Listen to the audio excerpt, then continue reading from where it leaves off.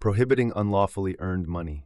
Allah, the Exalted and Most Honored, prohibits His believing servants from illegally acquiring each other's property using various dishonest methods such as riba, gambling, and other wicked methods that appear to be legal. But Allah knows that, in reality, those involved seek to deal in interest.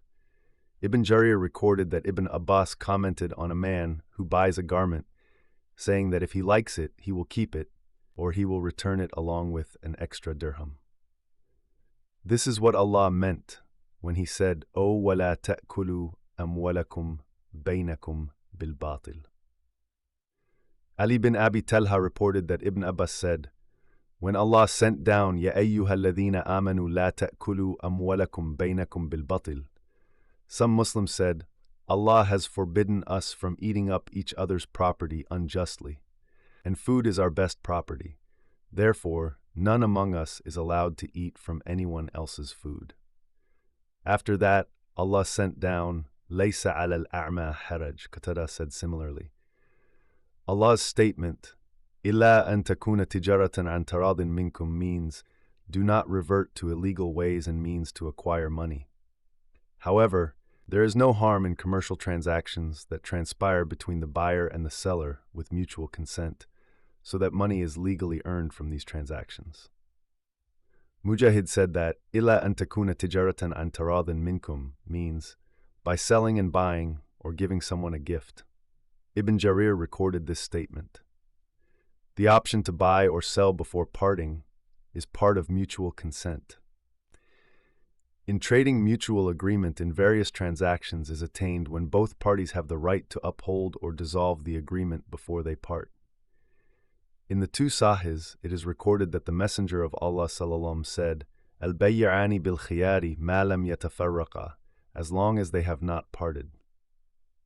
Al-Bukhari's wording for this hadith reads, إِذَا تَبَايَعَ الرَّجُلَانِ فَكُلُّ وَاحِدٍ مِّنْهُمَا بِالْخِيَارِ مَا لَمْ يَتَفَرَّقَا, as long as they have not parted.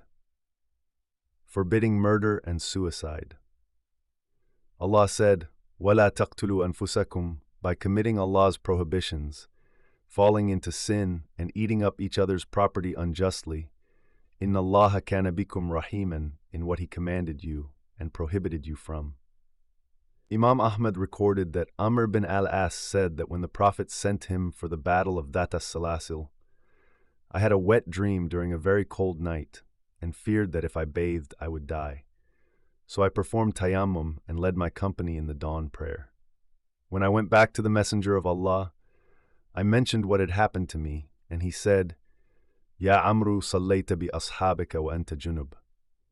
I said, O Messenger of Allah, I had a wet dream on a very cold night and feared that if I bathed I would perish, and I remembered Allah's statement, وَلَا تَقْتُلُوا أَنفُسَكُمْ إِنَّ اللَّهَ كَانَ بِكُمْ رَحِيمًا. So I performed tayammum and prayed. The Messenger of Allah ﷺ smiled and did not say anything.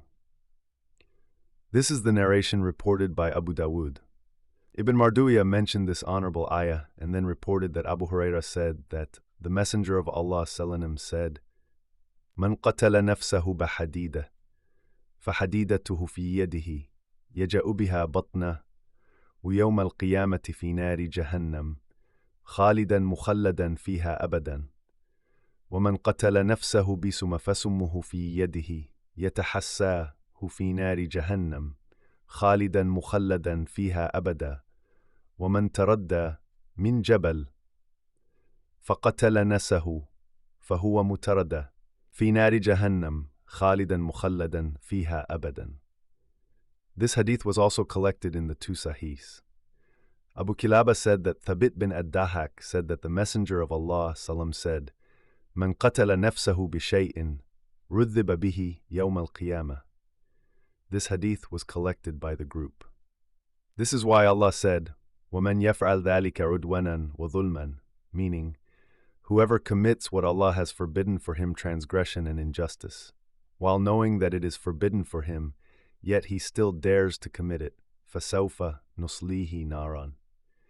This ayah carries a stern warning and a truthful promise.